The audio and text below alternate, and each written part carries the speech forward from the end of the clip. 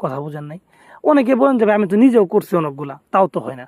আরে ভাই শোনেন, যে লোক নিজে আপনাকে মিথ্যা কথা বলে আপনার কাছে টাকা নিতেছে, তো ওই লোকের বিদ্যাগুলো যদি নিয়ে আপনি আজীবন করেন তাতে কোনো কাজ হবে? আপনি বলেন, আপনার কি মনে হয় যে এরা পরীক্ষিত জিনিস দিবে?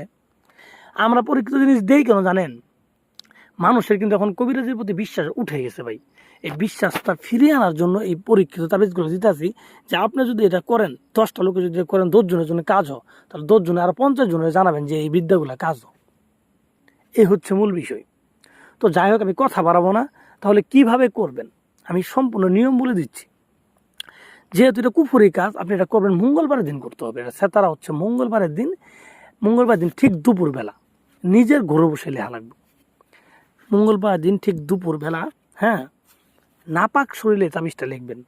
নাপাক শরীর বলতে আপনাকে সম্পূর্ণ অলঙ্গ হয়ে তাবিজটা লেখা লাগবে, ঠিক আছে? এবং নাপাক থাকতে হবে শরীরে। সেটা আপনি নিজে সহবাস করে নাপাক হন বা বীর্য বের করে নাপাক হন, যেভাবে হোক নাপাক হবেন। নাপাক হওয়ার পরে অলঙ্গ হয়ে আপনি পশ্চিমের বিপরীত পূর্ব দিকে মুখ করে বসবেন।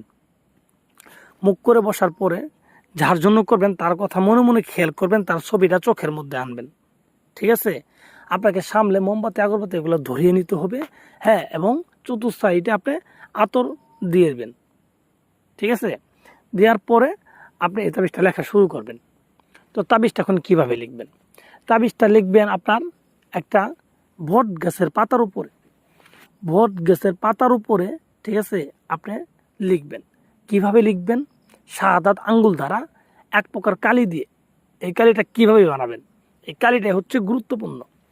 এই কালিটা আপনার কুমকুম কাম সিঁদুর, ঠিক আছে, গোলাপ জল, আতর, এই 4টা জিনিস মিশ্রিত করে একটা কালি বানাবেন।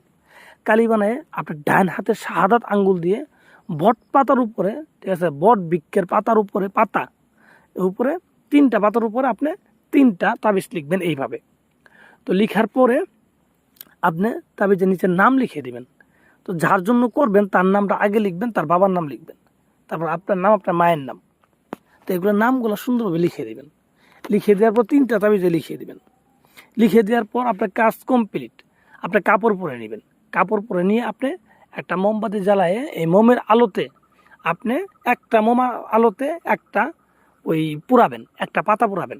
একটা পুরানি শেষ ওই মোমবাত, ওই মোম দেওয়ার হবে না, আরেকটা নতুন মোম জ্বালাবেন। জ্বালিয়ে এইভাবে আরেকটা বট পাতা আপনি পুরাবেন। পুরানোর পরে এই মোমও শেষ, বট পাতাও শেষ। আবার আরেকটা মোম নিয়ে আরেকটা বট পাতা নিয়ে এটা পুরাবেন। এই 3টা জিনিস পুরাবেন। 3টা পুরানোর পরে যার জন্য করলেন, যে যেখানেই থাকুক দূর অথবা কাছে, সে আপনার কাছে আসতে বাধ্য, আপনার জন্য পাগল হইতে বাধ্য।